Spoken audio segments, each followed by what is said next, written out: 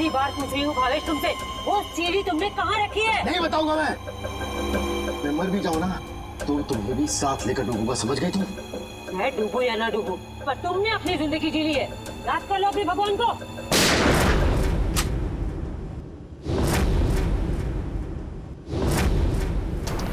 बस मुन्नी दुरेली, बहुत मचा रही आतंक।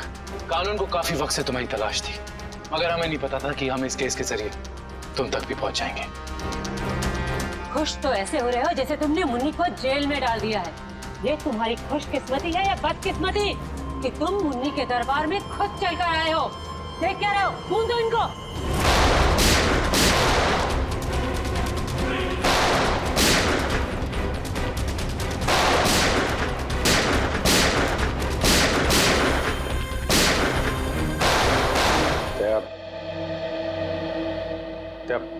बात तो सुनो मेरी तुम। क्यों? अभी कुछ बचा कहने के लिए? मैं जानता हूं तुम मुझसे नाराज हो क्योंकि मैंने तुमसे झूठ बोला है, मगर जानते हो क्यों? क्योंकि उस दिन मैंने तुम्हारे चेहरे पे खुशी देखी थी और उस चेहरे पे मैं दर्द नहीं देख सकता था दया, सिर्फ इसलिए मैंने तुमसे झूठ बोला था। तुम मेरे चेहरे पे दर्द नहीं देखना चाहते थे ना, लेकिन तुमने खुशी क्यों छीन ली मेरी? हाँ? तुम जानते थे कि श्रेया से मैं अपने दिल की बात नहीं कह सकता था, मुझ में इतनी हिम्मत नहीं थी, इसलिए मैंने वो सारी बातें उस चिट्ठी में लिख दी और सोचा कि मेरा सबसे अच्छा दोस्त वो चिट्ठी श्रेया तक पहुंचाएगा। मगर इतना सब कुछ हुआ, तुमने वो चिट्ठी उसे नहीं दी। क्यों? तुमने ऐसा क्यों किया मेरे साथ? वो एक्चुअली नहीं, शायद अभिजीत तुम्हारे पास इस बात का जवाब नहीं है। मेरे जवाब की बात नहीं है दया, किसी और का जवाब है जो मैं नहीं दे सकता। किसका जवाब? मैं नहीं बता सकता दया। अभिजीत, पहेलियों में बातें मत करो, तुम दोस्त हो ना, खुल के बात करो, खुल के बात करो। यार वो बात नहीं है, दोस्ती के लिए तो मैं अपनी जान भी दे सकता हूं। हाँ, झूठ भी बोल सकते हो। क्यों? हाँ, मैंने तुमसे झूठ बोला है, लेकिन तुम्हारे लिए झूठ बोला, तुम्हें तकलीफ ना हो इसलिए झूठ बोला। तो मुझे तकलीफ नहीं हुई?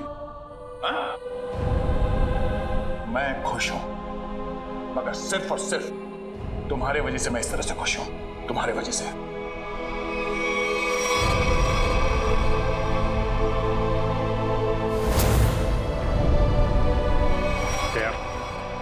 एक मिनट यार, प्लीज, ये श्रेया का गुस्सा मुझ पे मत उतारो यार। मैं गुस्सा श्रेया पे नहीं, मुझे गुस्सा तुम पे आ रहा है। क्यों? कसूर क्या है मेरा? यही कि मैं तुम्हें खुश देखना चाहता हूं। अरे यार, सिद्धार्थ वाली बात तुमसे किसने बताई? श्रेया के घर कौन लेके गया था तुम्हें? अरे तुम और श्रेया एक साथ होते तो दुनिया में सबसे ज्यादा खुश मैं होता यार, मैं। मगर श्रेया और मैं एक साथ तो नहीं है ना? हाँ? और मैं खुश भी नहीं हूं। यार अब इन बातों में कुछ रखा नहीं है, भूल जाओ। ठीक है, मैं भूलने के लिए तैयार हूं, मगर मेरे दिल की तसल्ली के लिए एक बार मुझे बता दो, तुमने वो चिट्ठी श्रेया को क्यों नहीं दी? यानी वो, उसका जवाब मैं अभी नहीं दे सकता दया यार, मुझसे मत पूछो। क्यों ना पूछूं? इस एक सवाल का सीधा असर मेरी आने वाली जिंदगी भी पड़ता है और हमारी दोस्ती पे भी। ओ, मतलब अगर इस सवाल का जवाब मैंने नहीं दिया तो हमारी दोस्ती खत्म? मैंने ऐसा नहीं कहा। अरे रहने दो यार, अगर हमारी दोस्ती इतनी सस्ती है कि एक छोटे से आंधी के झोंके से उसकी नींव डगमगा जाए, तो मुझे भी ऐसी दोस्ती में कोई दिलचस्पी नहीं है।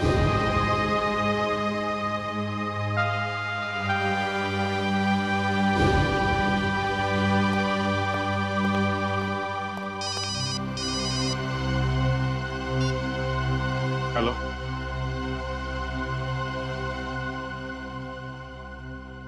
जी हाँ, सीआईडी ब्यूरो।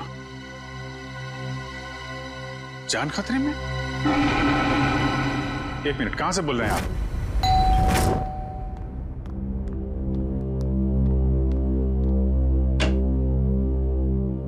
सीआईडी? जी हाँ। क्या हुआ आपकी पत्नी के साथ? सर आप बैठिए, मैं सब बताता हूँ। तुम तो कह रहे थे कि तुम्हारी पत्नी मुसीबत में। ये गलत कह रहे हैं। मैं बिल्कुल ठीक ठाक हूँ सर। तुम्हारी हिम्मत कैसे हुई मेरी पत्नी के कपड़े पहनने की? पता नहीं सर इनको क्या हो गया है, बिल्कुल बहकी बहकी सी बातें कर रहे हैं। मिस्टर राहुल, क्या मजाक है ये? अगर आपकी पत्नी ठीक ठाक है तो सीआईडी का वक्त बर्बाद करने से क्या फायदा? सर मैं सीआईडी का वक्त बर्बाद नहीं कर रहा हूँ सर। नम्रता सच में बहुत बड़ी मुसीबत में है। दरअसल कुछ घंटे पहले लगता है आ गई।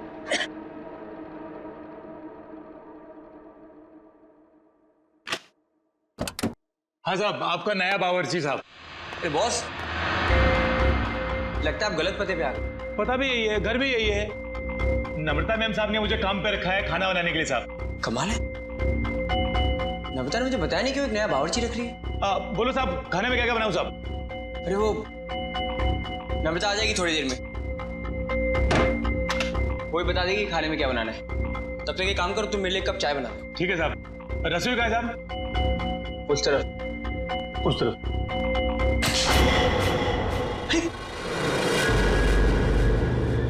ये चाकू?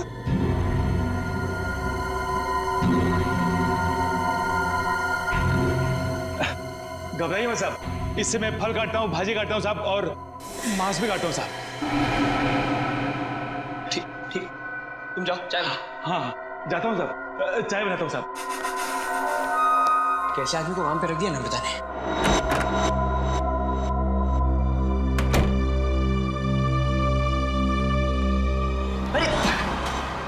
क्या साहब, डर गए क्या? ऐसे अचानक सामने आ गए तो कोई भी डरेगा ही ना। ये लो साहब आपकी कॉफी। मैंने चाय बोली थी। क्या साहब, आपने कॉफी तो मंगाया था साहब, वही लाया हूँ साहब। अरे यार मैंने चाय बोली थी। अरे कैसे बदतमीजी से बात कर रहे हो तुम? अरे एक तो गलती कर रहे हो, ऊपर से बदतमीजी से बात कर रहे हो मेरे साथ। कैसा आदमी रख दिया है। सॉरी डार्लिंग, आने में थोड़ी देरी हो गई। तो मॉल में ना अच्छी सी सेल लगी है तो कुछ ज्यादा ही शॉपिंग कर ली। एक्सक्यूज मी, कौन है आप? और यूं घर में कैसे घुसे चली आ रही है? अच्छा जी, मैंने कुछ ज्यादा खर्चा कर दिया तो इसलिए तुम अपनी पत्नी से ऐसे बात करोगे? पत्नी? कौन हो तुम? और नम्रता कहाँ है? तुम्हारे सामने। अच्छा अब समझ में आया। मेरी पत्नी ने ही कहा है ना तुम्हें मेरे साथ मजाक करने के लिए, है ना? राहुल तुम्हें क्या हो गया? क्यों बहकी बहकी बातें कर रहे हो? बहुत हो गया ये बकवास। हाँ कहाँ है नम्रता? मैं अभी नम्रता को फोन करता हूँ।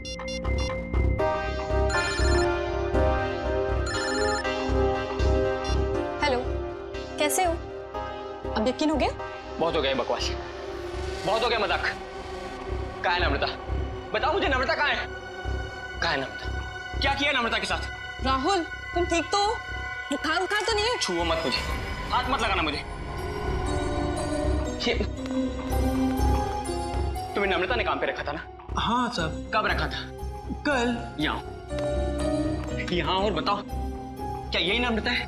हाँ साहब, यही तो है नम्रता मैम साहब। देखो यार, वो कुछ छोटी मोटी चाय कॉफी के बहस करे तुम झूठ मत बोलो। कौन है ये? नहीं साहब, मैं सच बोल रहा हूँ, यही है नम्रता मैम साहब। सुनो बलराम, तुम ना खाने में मिर्ची थोड़ी कम डालना, साहब को तीखा पसंद नहीं है।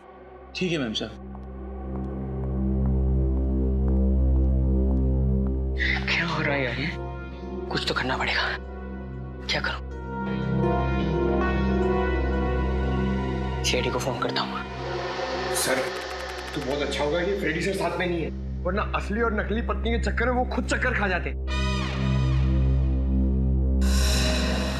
ये लीजिए साहब, आप सब लोग के लिए पानी। देखिए सर, देखिए कैसे ये दोनों भैरवी मेरे घर में घुस आए हैं।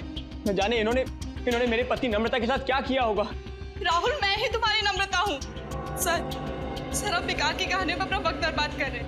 मैं कल ही इनको एक अच्छे से डॉक्टर के पास लेके जाऊंगी। माफ कीजिएगा सर, जो परेशानी आपको हमारी वजह से हुई। कोई बात नहीं, अब हम लोग यहाँ आ गए हैं तो सारा मामला समझ के ही जाएंगे। मिस्टर राहुल, आपके पास क्या सबूत है कि ये आपकी पत्नी नम्रता नहीं है? सबूत? हाँ है ना सर, मेरी पत्नी की तस्वीरें मेरे फोन में। क्या हो मिस्टर राहुल? ये कैसे हो सकता है? इसमें मेरे और मेरी पत्नी की लगभग 100 तस्वीरें थी, अब एक भी नहीं है। याद आया सर। सर जब मैं नहाने गया था ना तो मैंने ये फोन इस टेबल पर रखा था। जरूर इसी ने वो फोटो डिलीट की है सर इसने। मैं कह रहा हूँ। क्या बात कर रहे साहब? मैं इतना महंगा फोन कभी इस्तेमाल ही नहीं किया साहब। फोटो कैसे निकालेगा साहब? सर ये झूठ बोल रहा है सर। सर इसी ने फोटो डिलीट की है। एक मिनट, अगर मोबाइल में फोटो नहीं है तो फिर शादी की तस्वीरें तो होगी ना आपके शादी के एल्बम में? है ना सर, पूरा एल्बम है। मैं अभी लेकर आता हूँ।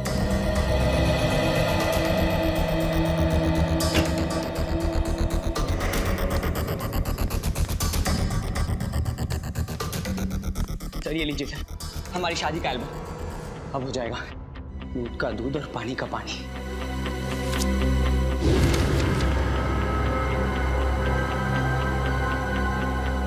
आपका कहना है कि ये आपकी बीवी नम्रता नहीं है? जी सर, ये मेरी पत्नी नहीं है। मेरे ख्याल से आप भी ये एल्बम देख लें तो अच्छा रहेगा।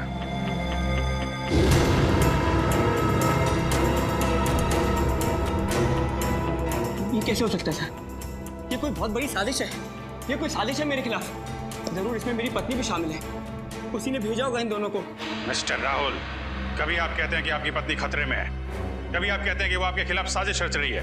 कहना क्या चाहते हैं आप? सर मुझे कोई खतरा नहीं है और ये कोई साजिश नहीं है। मैंने आपसे कहा ना इनकी तबीयत खराब है। तुम चुप रहो, मुंह बंद रखो अपना। एक मिनट, आप नम्रता हैं, आपके पास कोई आईडी वगैरह है? जी हाँ सर, पासपोर्ट है, पैन कार्ड है। आपको जो चाहिए मैं दिखा सकती हूँ। प्लीज। एक मिनट।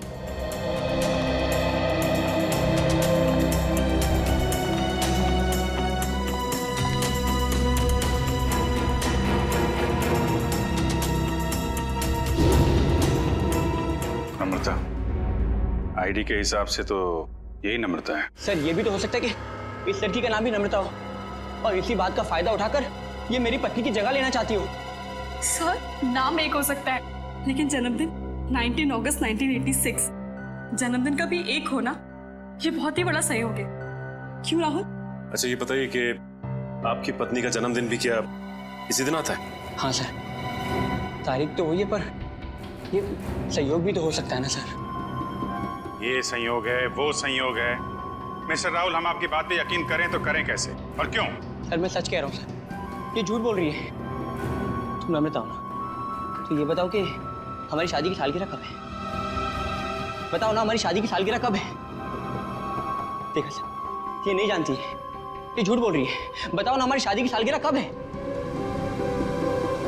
14 फरवरी। सर राहुल मुझसे बहुत प्यार करते हैं। वैलेंटाइंस डे पे गोवा में हमने शादी की थी। सर ये पूरी तैयारी कर कर आई है। इसने मेरे पत्नी से सब पहले ही पूछ लिया होगा। कोई और सवाल पूछ के देखो। हाँ, ये बताओ कि तुमने चॉकलेट कहाँ छिपाई? चॉकलेट? ये चॉकलेट का क्या चक्कर है? सर मुझे डायबिटीज है पर फिर भी मुझे चॉकलेट खाना पसंद है। इससे नम्रता अक्सर मेरी लाई हुई चॉकलेट छिपा देती है, जो बात इसे नहीं पता। अगर तुम नम्रता हो तो बताओ कि तुमने चॉकलेट कहाँ छिपाई है? बताओ, तुमने चॉकलेट कहाँ छिपाई?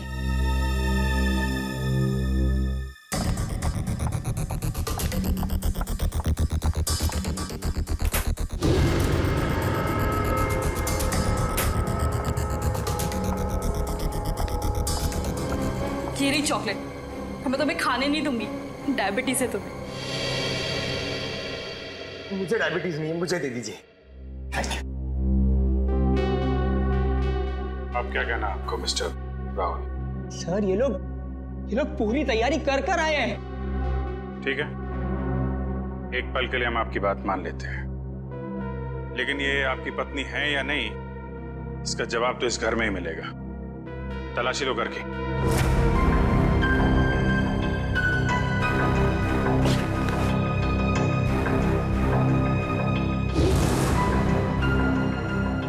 एक काम कीजिए, आप लोग अपने माता पिता को यहाँ बुलाइए, अभी पता चल जाएगा। सर मेरे माँ बाप तो दुनिया में नहीं रहे।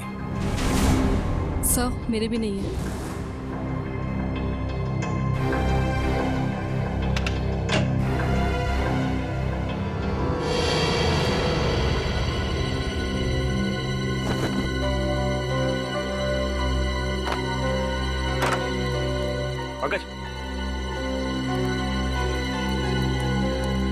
ऐसी जगह पे ये डस्टबिन कैसे पड़ा? तो कोई रिश्तेदार दोस्त वो तो होंगे इस शहर में ना, उनको बुलाइए। सर दरअसल हम कुछ ही दिन पहले बैंगलोर से यहाँ शिफ्ट हुए हैं, यहाँ हम किसको भी नहीं जानते। ओह, तो तुमने ये भी पता लगा लिया है?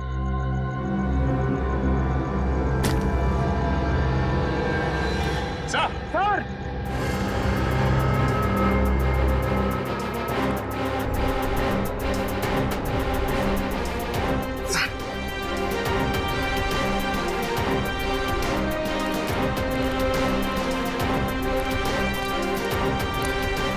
सर, लाश।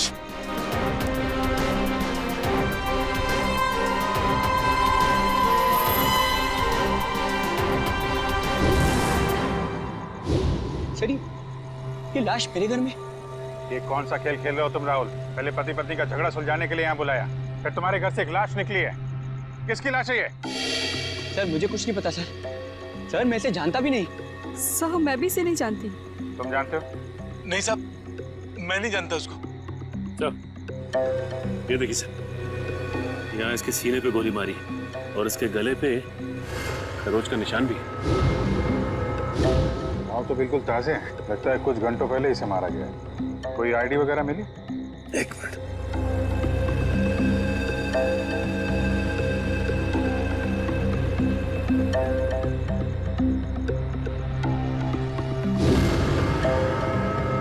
सर, इसका नाम पुलकित रॉबिन है। पुलकित रॉबिन? सर मैंने इसका नाम कहीं पढ़ा है। पढ़ा है? कहाँ पढ़ा है? अरे सर ये तो एक बहुत ही मशहूर टीवी सीरियल राइटर है सर, साउथ बहू का सीरियल। मैं देखता हूँ सर। एक टीवी सीरियल राइटर की लाश मेरे घर में? पंकज, मोबाइल पे देखो, इंटरनेट पे इस पुलकित रॉबिन की फोटो निकालो, देखो कहीं ये वही आदमी तो नहीं।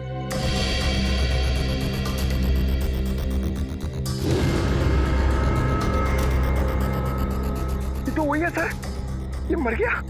अरे वो शो का क्या होगा? मैं तो हर एपिसोड देखता था, अभी अभी एक नया अच्छा ट्रैक चालू हुआ था। सर मैं तो ये सब में फंस नहीं जाऊंगा ना सर? मिस्टर राहुल, तुम्हारे घर से एक लाश मिली है, लाश। जब तक खूनी पकड़ा नहीं जाता आप सब लोग हिरासत में रहेंगे। सचिन, घर सीज कर दो और इस पुलकित रॉबिन का एड्रेस निकालो। अब राधिका समीर से कहेगी दूर हो जाओ मेरी नजरों से, मैं तुम्हारी शक्ल भी नहीं देखना चाहती। समीर राधिका की नजरों से दूर हो ना हो, लेकिन हम सीआईडी वाले आपकी नजरों से दूर नहीं होने वाले। सीआईडी? और मेरे घर में? जी, वैसे आप राइटर्स लोगों का काम बहुत मुश्किल होता है ना, इतना पेचीदा ताना बाना मुनना पड़ता है, कभी कहानी का, कभी किरदारों का और कई बार खून का। दरअसल मैं समझी नहीं, आप लोग यहाँ क्यों आए हैं? दरअसल हम आपसे खून के बारे में पूछताछ करने आए, मगर अगर आप चाहें तो अगले हफ्ते देविका के साथ शो में क्या होने वाला है ये हमें बता सकती हैं, क्योंकि पुलकित जी तो रहे नहीं। क्या पुलकित सर का खून हो गया? कब और कैसे? ये तो अब आप ही बता सकती हैं। मैं? मुझे कुछ नहीं पता। इतनी भोली बनने की जरूरत नहीं है आपको, हम पुलकित के घर से आ रहे हैं। पुलकित की पत्नी ने बताया कि आप पुलकित की असिस्टेंट हैं। और कल शाम वो आपसे मिलने के लिए ही घर से निकले थे, मगर वापस पहुंचे ही नहीं। ये बात सच है, मैं और पुलकित सर कॉफी शॉप में मिलने वाले थे, लेकिन वो वहाँ पहुंचे ही नहीं। कौन सी कॉफी शॉप? आईजी कॉफी शॉप। वही जो बैरिक्स रोड पे? हाँ जी वही। मगर पुलकित की लाश हमें मिली सृष्टि नगर में, और ये बैरिक्स रोड सृष्टि नगर से बहुत दूर है। तो इसका मतलब ये है कि तुमने पुलकित को कॉफी शॉप पर बुलाया, उसके बाद उसे बहला फुसलाकर तुम सृष्टि नगर ले गई और वहां तुमने उसका खून कर दिया। नहीं, ये बात गलत है, मैं ऐसा क्यों करूंगी? क्योंकि तुम पुलकित से जलती थी और तुम पुलकित की जगह लेना चाहती थी, इसलिए तुमने पुलकित का खून कर दिया। ये सब झूठ है। मैं 8 बजे से लेकर 11 बजे तक उनका इंतजार करती रही, पर वो वहां पर पहुंचे ही नहीं। मैं घर वापस आ गई क्योंकि उनका फोन भी नहीं लग रहा था। आपकी बात में कितनी सच्चाई और कितना झूठ, ये बहुत जल्द पता लग जाएगा। आप हमारे साथ चलिए। मगर कहाँ? ये सब क्या है? आप लोग हमें यहाँ क्यों लाए हैं? कोई कुछ बता क्यों नहीं रहा है हमें? एक मिनट, शांत हो जाए मैडम, सब कुछ पता चल जाएगा। मैं पुलकित की पत्नी हूँ और आप मुझ पर भी शक कर रहे हैं। हम किसी पर शक नहीं कर रहे, हम अपनी ड्यूटी कर रहे। ये आप प्लीज अपना हाथ आगे बढ़ाइए, हम लोगों को आपके खून के सैंपल्स लेना है। खून का सैंपल? मगर क्यों? क्योंकि पुलकित की गर्दन पर हमें कुछ खरोंच के निशान मिले और उस खरोंच में नेल पॉलिश के ट्रेसेस हैं। इसका मतलब साफ है, पुलकित के खून में किसी लड़की का हाथ है। लाइए हाथ आगे कीजिए। तो फिलहाल इस केस में लड़कियां सिर्फ आप तीनों ही हैं। सर आप लोग खूनी को ढूंढने में इतनी मेहनत करें, प्लीज मेरे पत्नी को भी ढूंढिए ना। न जाने नम्रता किस हाल में होगी, कहाँ होगी। फिर वही बात राहुल, कब तक खेलोगे ये खेल? और मैं एक बार नहीं बार बार कह चुकी हूँ कि मैं ही तुम्हारी नम्रता हूँ। चुप हो जा तुम, कितना झूठ बोलोगी? क्या चाहिए तुम्हें? पैसे चाहिए ना? कितने पैसे चाहिए तुम्हें मेरे घर और मेरी जिंदगी से जाने के लिए? क्या? मैं और पैसे? कैसी बात कर रहे हो तुम राहुल? मिस्टर राहुल, आपके पास आपकी पत्नी का फोटो नहीं है, चेहरा तो याद है, कम से कम उनका स्केच तो बनवा सकते हैं। जी सर, जरूर। ये बाल आगे से, हाँ यहाँ से थोड़े और लंबे। सर, हमारे क्रिमिनल डेटाबेस में इस बावर्ची का कोई रिकॉर्ड नहीं है। देखा साहब, मैं बोल रहा था ना साहब, मैं एकदम निर्दोष है साहब, मुझे जाने दो ना साहब। ठीक है, तुम जा सकते हो, मगर याद रहे तुम शहर से बाहर नहीं जाओगे और जब भी बुलाया जाए ब्यूरो आ जाना। ठीक है। पता नहीं किसका स्केच बनवा रहे हैं, मैं तो यहाँ बैठी हूँ। Sir. Okay, thank you Paresh. तो राहुल, स्केच ठीक बना? हाँ सर बिल्कुल, यही है मेरी पत्नी नम्रता। और मैं कौन हूँ? इसकी सौतन? पता नहीं सर किस लड़की का चेहरा है ये, किसका चेहरा बनवाया इन्होंने, मुझे तो समझ में नहीं आ रहा। किसकी नजर लगी है हमारी हंसती खेलती जिंदगी को? सर इसके आंसू पे मत जाइए, ये मगरमच्छ के आंसू है। ये इन्हें हथियार बना के मेरे खिलाफ इस्तेमाल करना चाहती है, मुझे फंसाना चाहती है सर। राहुल, अगर तुम्हें मेरे साथ नहीं रहना तो साफ साफ कह दो ना, मैं तुम्हें डिवोर्स दे दूंगी। पर ये सब ड्रामा करने की क्या जरूरत है? सर ये पुलकित के कॉल रिकॉर्ड्स हैं। उसने जेनिफर के साथ में शाम को 5 बजे बात की थी और ठीक 1 घंटे बाद उसे लैंडलाइन नंबर से फोन आया था सर। अच्छा, ये लैंडलाइन नंबर है किसका, कुछ पता किया? हाँ sir, Bhavesh imports and exports नाम है कंपनी का। क्या कहा आपने? Bhavesh imports and exports? हाँ, क्यों? आप इस कंपनी के बारे में जानती हैं? हाँ सर, मैं जानती हूँ। राहुल इसी कंपनी में तो काम करते हैं। आप लोग मेरी तरफ इस तरह क्यों देख रहे हैं? मैंने उसे फोन नहीं किया है सर, मैं तो उस पुलकित को जानता तक नहीं हूँ। बुधवार शाम 6 बजे तुम अपने ऑफिस में थे या नहीं? 6 बजे ठीक तरह याद तो नहीं आ रहा, पर शायद तब तक मैं ऑफिस से निकल गया था सर। देखो राहुल, शायद से तो काम नहीं चलेगा। सर अगर आप लोगों को मेरे पे विश्वास नहीं है तो आप लोग मेरे ऑफिस चल के पूछताछ कर सकते हैं। ठीक है, तो चलकर पूछताछ कर लेते हैं तुम्हारे ऑफिस में, और ये भी पता कर लेते हैं कि जो स्केच तुमने बनाया है ऐसी कोई लड़की है भी या नहीं। एक बार शर्मा जी बस पहुंचा दीजिए, मैंने चेक कर लिया। उन्हें बोलिए टेंडरिंग का प्रोसेस चालू था। अरे राहुल, तुम यहाँ पर इस वक्त और आज ऑफिस नहीं है? और ये लोग कौन है? सर ये लोग सीआईडी से हैं। सीआईडी? जी सर। क्या बात है, बताओ। क्या बताऊं सर, मैं एक बहुत बड़ी मुश्किल में फंस गया हूँ। कैसी मुसीबत? लाश मिली इनके घर के बैकयार्ड से। व्हाट? ये मैं क्या सुन रहा हूँ? कहीं तुम्हारा इसमें कोई हाथ तो नहीं है? नहीं सर, मेरा इसमें कोई हाथ नहीं है। मैं तो उस पुलकित रॉबिन नाम के आदमी को जानता तक नहीं जिसकी लाश मेरे घर से मिली है। मिस्टर भावेश, आप अपने जरा सारे स्टाफ को बुलाएंगे। सुमित,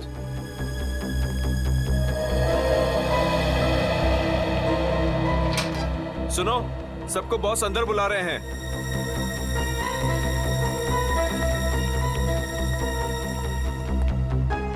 इस फोटो को देखिए, ये आदमी पुलकित है जिसकी लाश हमें राहुल के घर से मिली। कोई पहचानता है इसे? जरा ध्यान से देखिए, टीवी सीरियल लिखते थे। आप इसे पहचानते हैं या इनसे जुड़े किसी आदमी को जिनका इनके साथ संबंध हो? ऐसा तो हो नहीं सकता कि आप में से कोई भी इन्हें नहीं जानता, क्योंकि आपके ऑफिस के लैंडलाइन से फोन किया गया था शाम को 6 बजे बुधवार। व्हाट? तो शायद राहुल ने किया होगा। मैं क्यों फोन करूंगा सर, मैं तो उसे जानता भी नहीं। और ऐसा भी तो हो सकता है कि इसी ऑफिस से किसी और ने फोन किया हो। और तो और सर, मैं तो जिस घर में रहता हूँ घर भी मुझे ऑफिस की तरफ से मिला है। Interesting, very interesting. आप में से किसी को याद है कि बुधवार को राहुल कितने बजे तक ऑफिस में था? हाँ सर, 5:30 बजे तक। 5:30 बजे, और पुलकित को फोन किया गया 6 बजे। हरीश जी, बहुत बहुत शुक्रिया हमारी दुविधा दूर करने के लिए। Thank you. हरीश, क्या तुम मेरा एक काम और करोगे? हाँ हाँ बोलो। तुम्हें याद है तुम वो इम्पोर्टेंट पेपर्स लेकर मेरे घर आए थे? हाँ याद है। तब तुम मेरे पत्नी नम्रता को मिले थे ना? हाँ हाँ राहुल, लेकिन उस बात का इस खून से क्या लेना देना है? लेना देना है, क्योंकि एक अनजान औरत मेरे घर में घुस आई है और मेरे पत्नी होने का नाटक कर रही है। क्या तुम प्लीज उसे चल के मेरे लिए पहचान सकते हो? हाँ हाँ श्योर। कहाँ है वो औरत? नीचे हमारी गाड़ी में बैठी हुई, आइए हमारे साथ। देखना सर, अब इस औरत का भांडा फूट जाएगा। धीरज रखिए, अभी पता चल जाएगा। अरे हरीश जी, कैसे हैं आप? हेलो नम्रता, मैं ठीक हूँ, तुम कैसी हो? क्या बताऊं, पता नहीं राहुल को क्या हो गया है। हरीश, ये तुम क्या कह रहे हो यार? ये मेरी पत्नी नम्रता नहीं है। व्हाट? ये कैसी बात कर रहे हो राहुल? यही तो नम्रता है, तुम्हारी पत्नी, जिससे तुमने मुझे मिलवाया था। अब क्या कहना है मिस्टर राहुल आपका? है कोई जवाब आपके पास? हरीश, लगता है तुम्हारे आंखों का नंबर बढ़ गया है। जाके अपनी आंखें टेस्ट करवाओ। तुम एक ही बार मिलो, इसलिए शायद इसे पहचान नहीं पा रहे हो। हाँ मिस्टर राहुल, मेरे चश्मे का नंबर जरूर बढ़ गया है, लेकिन मेरी याददाश्त कमजोर नहीं हुई है। यही नम्रता है। यकीन नहीं होता ये सब में तुम भी शामिल हो।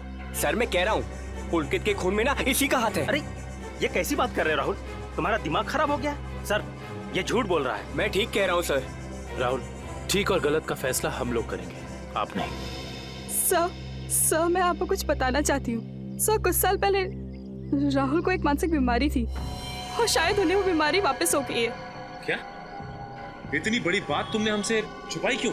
ये भी पता कर आई हो तुम? सर, ये सच है कि मुझे बीमारी थी, पर अब मैं बिल्कुल ठीक हूँ। अब चाहे तो बैंगलोर में मेरे साइकियाट्रिस्ट से बात कर सकते हैं। हाँ सर, मैं भी वही कह रही हूँ। ये बिल्कुल ठीक हो गए थे, पर शायद इन्हें दोबारा दौड़ना पड़ रहा है। ये मुझे पहचानने से इनकार कर रहे हैं। सर, शायद इन्होंने ही पुलकित को मारा होगा। चुप हो जाओ तुम। एक तो मेरी बीवी को गायब कर दिया, ऊपर से मेरे पे झूठा इल्जाम लगा रही है। मैं इसे जान से मार दूंगा। पीछे हो। क्या बिगाड़ा है मैंने राहुल तुम्हारा? सर प्लीज, राहुल को अपनी कस्टडी में ले लीजिए सर। देखिए ना, अपनी पत्नी को दिन दहाड़े जान से मारने की धमकी दे रहा है ये। पुलकित का खून राहुल ने किया है या किसी और ने, इसका पता तो हम लगा ही लेंगे। मगर ऐसा तो हो नहीं सकता कि पुलकित को मरते हुए किसी ने देखा या सुना ना हो। उस मोहल्ले के लोगों से पूछताछ करनी होगी। सर, आसपास के सभी घरों में हमने पूछताछ कर ली है, बस ये एक आखिरी घर बाकी है। चलो यहाँ भी पूछ के देखते हैं। संभल के।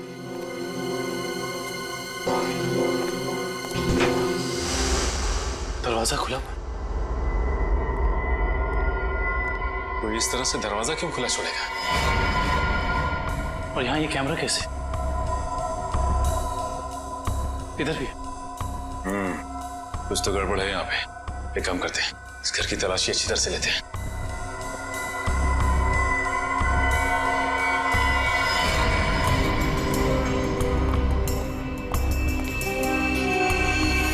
सर जल्दी आइए।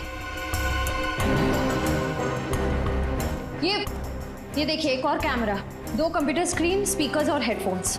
दो कंप्यूटर स्क्रीन एक साथ बाहर, और यहाँ कैमरास भी लगे। कहीं यहाँ वीडियो एडिटिंग तो नहीं चल रही? इसे ऑन करो।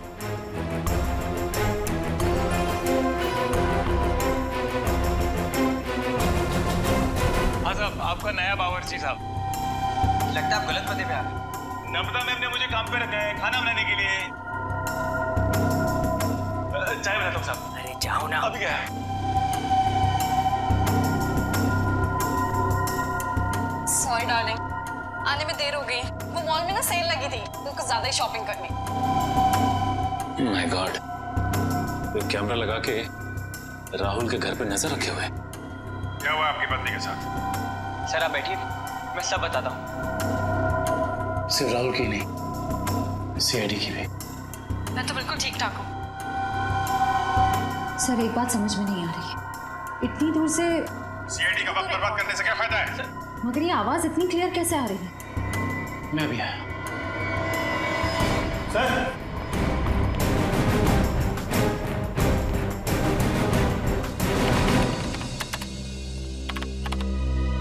एक काम करते हैं, इस जगह को अच्छी तरह से छान मारते हैं। हो सकता है यहाँ कुछ मिल जाए। हाँ?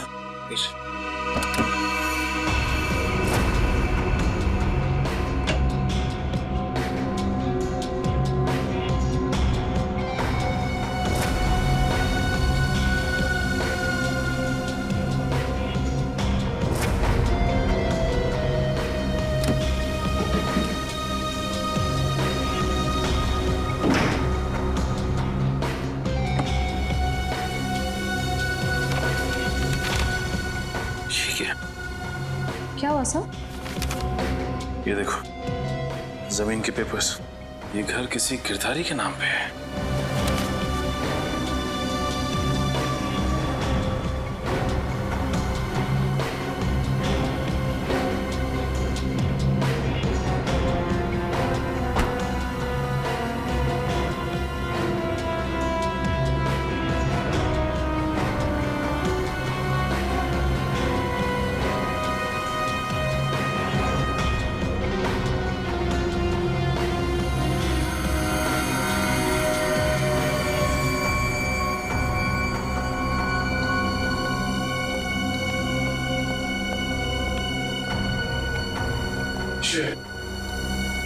तुम्हारे सारे सवालों का जवाब ये माइक है जो मुझे राहुल के घर से मिला। स्पीकर के अंदर छुपा के रखा हुआ था। इसका मतलब गिरधारी जो राहुल के घर पे नजर रखे हुए था, उसी ने माइक लगाया यहाँ पे। कौन गिरधारी? अरे दुष्यंत, ये घर के कुछ पेपर्स मिले जिसमें लिखा है कि गिरधारी इस घर का मालिक है। आप लोग सुंदर जी के मेहमान हैं? तुम कौन हो? जी मैं तो यहाँ पर किराए पर रहता हूँ, पर आप लोग कौन हैं? हम लोग सीआईडी से। सीआईडी? जी हाँ, सीआईडी। देख के लगता है कि तुम कहीं बाहर से आ रहे हो। यहाँ सर मैं तो अभी गोवा से आ रहा हूँ, पर आप लोग यहाँ पर सुंदर जी ने कहीं कुछ। एक मिनट, ये सुंदर कौन? सर जब मैं यहाँ से जा रहा था तो मैंने ये घर सुंदर नाम के एक अंकल को किराए पर दिया था। क्या बात, तुम खुद यहाँ पे किराए पे रहते हो और ये घर तुमने किसी को किराए पे दे दिया? सर मैंने सोचा कि गोवा जाने का खर्चा निकल आएगा सर, इसलिए। और गिरधारी जी जिनका ये घर है वो कहाँ है? सर वो तो लंदन में रहते हैं सर, साल में सिर्फ एक बार ही इंडिया आ पाते हैं। ओह, उसी का फायदा उठा रहे हो तुम? ये कंप्यूटर कैमरास तुम्हारे? नहीं सर, ये सब मेरा नहीं है सर। झूठ बोल रहे हो तुम राहुल के घर पे नजर रखे हुए थे, जासूसी कर रहे थे उस पे। जासूसी? सर मैं राहुल के ऊपर जासूसी नहीं कर रहा था सर। देखो हमने रिकॉर्डिंग देख ली है, सच सच बताओ। मैडम मैं तो कॉलेज में पढ़ता हूँ, इतनी सारी महंगी चीजें मैं कहाँ से लाऊंगा? तो फिर ये सारी की सारी चीजें किसकी है? उस आदमी की जिसे तुमने किराए पे रखा हुआ, सुंदर? सर हो सकता है सर। नंबर दो सुंदर का। सर पिछले हफ्ते गोवा में मेरा मोबाइल चोरी हो गया था तो तुम्हारे सारे नंबर्स चले गए? जी। बहुत अच्छा बहाना है। अपना मोबाइल नंबर दो, सुंदर का नंबर हम तुम्हारे मोबाइल रिकॉर्ड से निकाल लेंगे। सर सालुंके सर की डीएनए रिपोर्ट आ गई है। पुलकित के खरोचों में जो नेल पॉलिश के अंश मिले थे वो ना ही नम्रता के थे, ना ही संजना के और ना ही जेनिफर के। मतलब इस केस में कोई और औरत भी शामिल है? सर हो सकता है वो स्केच वाली औरत हो जिससे राहुल अपनी बीवी कह रहा है। हो सकता है। जब तक हमें उस औरत के बारे में कुछ पता नहीं चल जाता, कुछ कह नहीं सकते। क्या हुआ, उस नेल पेंट के बारे में कुछ पता चला क्या?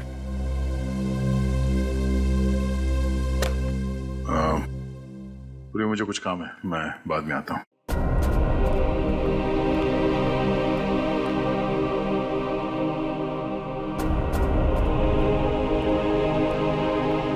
सर जतिन के फोन रिकॉर्ड्स चेक करिए। सुंदर का नंबर तो नहीं मिला, मगर किसी मनीष नाम के आदमी का नंबर मिला है। करता क्या है मनीष? सर कैमरास और रीडिंग मशीन किराए पे देता है। मनीष? इस मनीष से मिलना पड़ेगा। सर यही है वो सुंदर अंकल जिन्हें मैंने अपना घर किराए पे दिया था। कौन सुंदर? मैं मनीष हूँ। गलत बात है मनीष जी, आप इतने महंगे कैमरा इक्विपमेंट्स ऐसे ही खुले घर में छोड़ा है? इन्हें तो अरेस्ट करना होगा। बिल्कुल।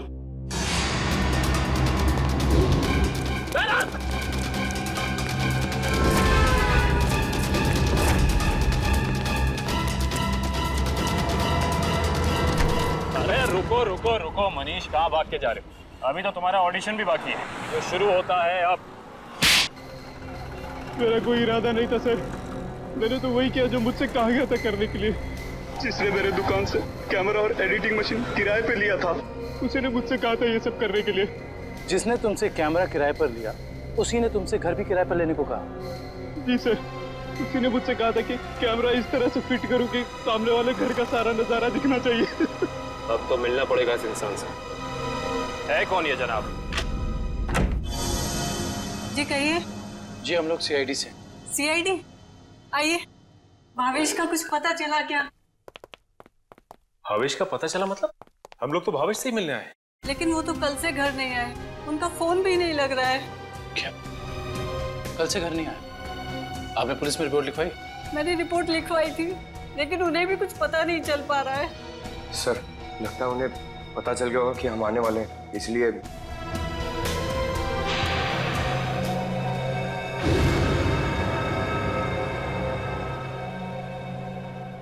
मिनट, क्या ये आपके पति भावेश है? जी हाँ। ये केस तो और पेचीदा बनता जा रहा है। सब मेरे पति भावेश को ढूंढ निकालिए। देखिए मैम, आप चिंता मत कीजिए। अब भावेश का नंबर दीजिए हमें। जी 197985643।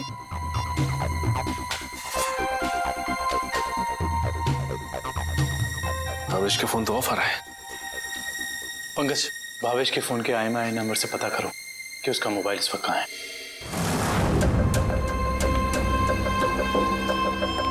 मैं आखिरी बार पूछ रही हूँ भावेश तुमसे, वो सीढ़ी तुमने कहाँ रखी है? नहीं बताऊंगा मैं मर भी जाऊँ ना तो तुम्हें भी साथ लेकर डूबूंगा, समझ गई तुम? मैं डूबू या ना डूबू, पर तुमने अपनी जिंदगी जी ली है। याद कर लो अपने भगवान को।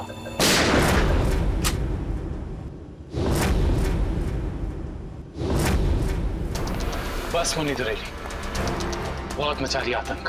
कानून को काफी वक्त से तुम्हारी तलाश थी, मगर हमें नहीं पता था कि हम इस केस के जरिए तुम तक भी पहुंच जाएंगे। खुश तो ऐसे हो रहे हो जैसे तुमने मुन्नी को जेल में डाल दिया है।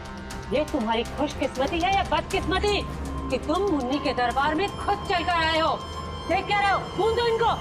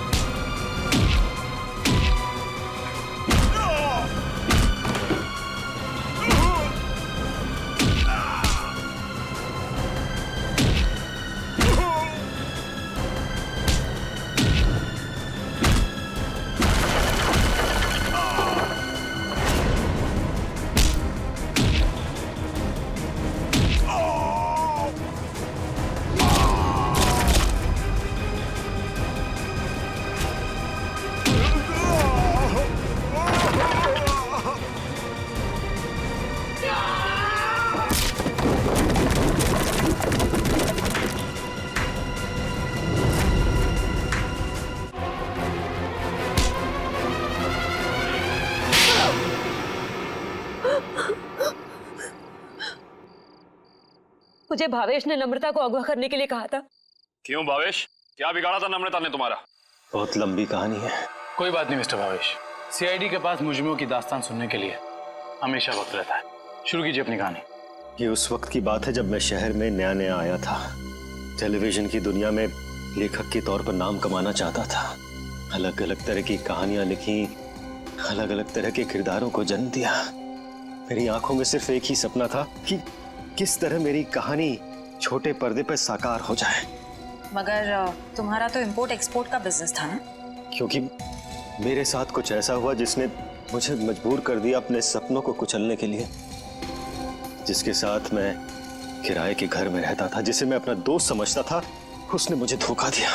उसने मेरी कहानी चुराई और एक चैनल में बेच दी और रातों रात अमीर बन गया। हर तरफ उसी के चर्चे, उसी की बातें। मैं ये सदमा बर्दाश्त नहीं कर पाया और फिर मैंने अपने करियर को नई दिशा दी और भावेश इंपोर्ट एक्सपोर्ट का बिजनेस शुरू कर दिया। मगर इस सब का मेरी किडनैपिंग से क्या लेना देना है? ये बात सच है कि मैंने अपनी लाइन बदल दी थी, लेकिन ये भी सच है कि मेरे अंदर एक राइटर छुपा हुआ है। टेलीविजन में कुछ कर गुजरने का जुनून है मेरे अंदर। मैंने वापस कलम उठाई और एक अनोखे रियलिटी शो का कॉन्सेप्ट लिख डाला, जिसमें पति पत्नी में से किसी एक की जगह एक अजनबी अगर उनके घर आ जाए तो फिर उस पार्टनर की क्या प्रतिक्रिया होगी। इस तरह का रियलिटी शो लिखा था मैंने। क्या ये सब एक रियलिटी शो था? चैनल को मेरा कॉन्सेप्ट बहुत अच्छा लगा, लेकिन वो ये जानना चाहते थे कि इसे पर्दे पे कैसे उतारा जाए।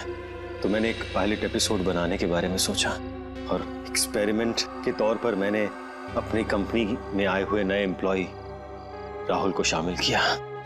वाह, कमाल है। अगर तुम एक रियलिटी शो ही बनाना चाहते थे तो एक जायज ढंग से भी बना सकते थे। फिर कानून को अपने हाथ में लेने की क्या जरूरत थी तुम्हें? मैंने कोशिश तो की थी जायज तरीके से करने की, लेकिन किसी ने मेरी मदद नहीं की। तो मैंने सोचा कि क्यों ना कुछ दिनों के लिए नम्रता को अगवा कर लिया जाए और फिर मैं अपने दो कलाकारों बावर्ची और नकली नम्रता को उसके घर भेज दूंगा और काम होने के बाद असली अमृता को फिर उसके घर भेज देता। और इसमें वो टीवी राइटर पुलकित रॉबिन, वो कहां से आ गया? पुलकित रॉबिन ही वो शख्स है जिसने मेरे आइडियाज, मेरी कहानी चुराई और मशहूर हो गया। उसे पता चल गया था कि मैं चैनल में कुछ बड़ा रियलिटी शो का आइडिया लेकर जाने वाला हूं। बस उसी की जासूसी करने के लिए यहाँ पर आया हूँ। आज तो पता लगाना ही पड़ेगा तो भावेश कौन सा बड़ा कंसेप्ट चैनल वाले को बेचने वाला है।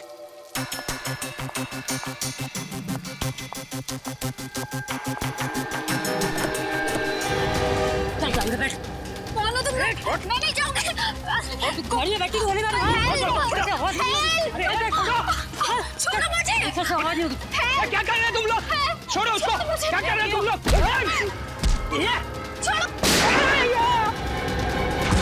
बेवजह मारा गया, अब तू भी नहीं चाहती है? बैठ। छोड़ दो मुझे। मैं इसको लेकर जाती हूँ, तुम इसको ठिकाने लगाओ।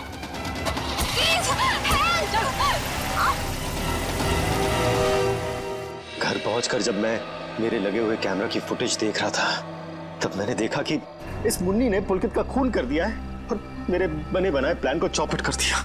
मैं उसे मारना नहीं चाहती थी, वो खुद बीच में आ गया था। और जब आप लोग मेरे ऑफिस आए तब आप लोगों को देखते ही मैं समझ गया कि अब सीआईडी से बचना नामुमकिन है। मैं बहुत घबरा गया था और उसी घबराहट में मैं यहाँ मुन्नी से मिलने आ गया। मुन्नी, तुमने मुझे फंसा दिया। पता है सीआईडी मेरे ऑफिस तक चली आई। एक तो पुलकित को मारा, ऊपर से उसकी लाश मेरे घर में छुपा दी। बोला था ना सेठ, लड़का लोगों को नहीं पता था कि तुम्हारा घर राहुल की कंपनी में आता है। अरे मैंने तुम्हें सिर्फ किडनैप करने के लिए कहा था, वो भी कुछ दिनों के लिए, पर तुमने पूरा रायता फैला दिया। याद रखना मुन्नी, अगर सीआईडी ने मुझे गिरफ्तार किया ना तो मैं तुम्हारी सारी पोल खोल दूंगा। कहाँ रखा है? बोल। नहीं बताऊंगा। नहीं। इसको भी बांध दे। मुन्नी ठीक नहीं करेगा। तो वो टेप कहाँ है जिसमें मुन्नी की रिकॉर्डिंग थी? मेरे मैनेजर हरीश के पास। सिर्फ वही एक शख्स था जिसे मेरे रियलिटी शो के आइडिया के बारे में पता था। और वो माइक, वो कब लगाया राहुल के स्पीकर में? वो स्पीकर राहुल का नहीं था, वो स्पीकर भी गिफ्ट के तौर पर मैंने राहुल के घर भिजवाया था। जब हरीश उसके घर फाइल लेकर गया तो उसी के साथ मैंने स्पीकर भिजवा दिया था। लेकिन आपने हमारे विश्वास के साथ खिलवाड़ किया है भावेश जी। मुझे माफ कर दीजिए, मैं तो बस ये सोच रहा था कि टेलीविजन में मुझे नाम कमाने का इससे अच्छा मौका नहीं मिलेगा, बस इसीलिए मैंने ये सब कुछ किया। मुन्नी को तो फांसी होएगी, तुम्हारा जुर्म भी कुछ कम नहीं है भावेश। बिल्कुल, क्योंकि मिस्टर भावेश आपने एक किडनैपिंग करवाई और उस दौरान एक आदमी का खून हुआ है। आपके भविष्य का फैसला तो अब अदालत करेगी। सर क्या हुआ है? आप लोग मुझे बता क्यों नहीं रहे? जरा रुको, अभी पता चल जाएगा।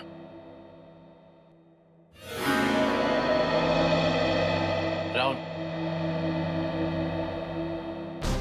राहुल। नम्रता, तुम ठीक तो हो? तुम ठीक हो ना? हाँ, मैं ठीक हूँ। थैंक गॉड तुम आ गई। थैंक गॉड तुम वापस आ गई। मुझे तो लगा था मैंने तुम्हें हमेशा हमेशा के लिए खो दिया है। हाँ, मुझे भी ऐसे ही लगा था। मुझे तो उम्मीद भी नहीं थी कि मैं कभी तुम्हारे पास जिंदा लौट कर भी आऊंगी। वो तो अच्छा हुआ कि सही वक्त पर सीआईडी वाले आ गए, जिन्होंने हमें फिर से मिला दिया।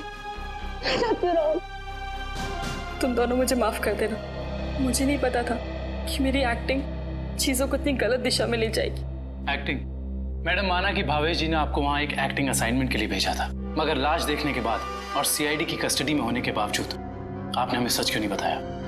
क्योंकि सर, उन्होंने मुझसे कहा था कि कितनी भी टेढ़ी स्थिति क्यों ना आ जाए, मैं अपना काम करना ना छोड़ूं, एक्टिंग ना छोड़ूं। इसलिए मुझे लगा कि वो लाश भी नकली है और सीआईडी भी, सब बस रियलिटी शो का हिस्सा है। वाह, और आप अपनी एक्टिंग के चौके छक्के की बारिश करते रही। मुझे माफ कर दीजिएगा सर। और आपको तो पता है ना कि एक नए एक्टर के लिए टीवी और फिल्मों की दुनिया में पाँव जमाना कितना मुश्किल है। इसलिए मैं कोई गलती करना नहीं चाहती थी, इसलिए मैं एक्टिंग करती रही। अब आप लोग मुझे जो सजा देना चाहें मुझे मंजूर है। सर रहने दीजिए ना सर, अब मुझे मेरी नम्रता मिल गई और आप लोगों ने असली मुजरिम को पकड़ लिया है। गलती तो उन्होंने की है तो इन्हें सजा भी मिलेगी, लेकिन इन्हें क्या सजा मिलेगी ये अदालत तय करेगी। फिलहाल आप दोनों जा सकते हैं। Thank you sir, thank you so much.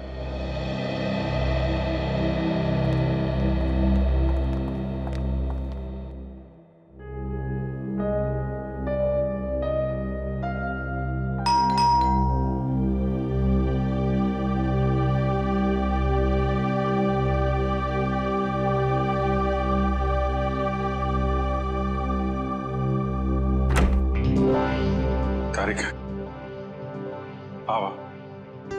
अच्छा हुआ तुम आ गई। सब ठीक है ना अभिजीत?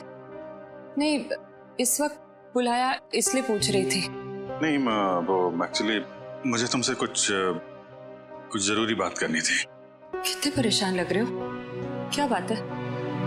एक्चुअली समझ नहीं पा रहा हूँ मैं तुमसे कैसे बताऊं। मैं समझ गई, दया के बारे में ना? मैं जानता हूँ ये सुनकर तुम्हें बहुत धक्का लगेगा, और इससे पहले मेरी हिम्मत जवाब दे जाए, मैं तारिका, जब एसीपी साहब यहाँ वापस आएंगे तो मैं उनसे कहने वाला हूँ वो मेरा ट्रांसफर कर दें।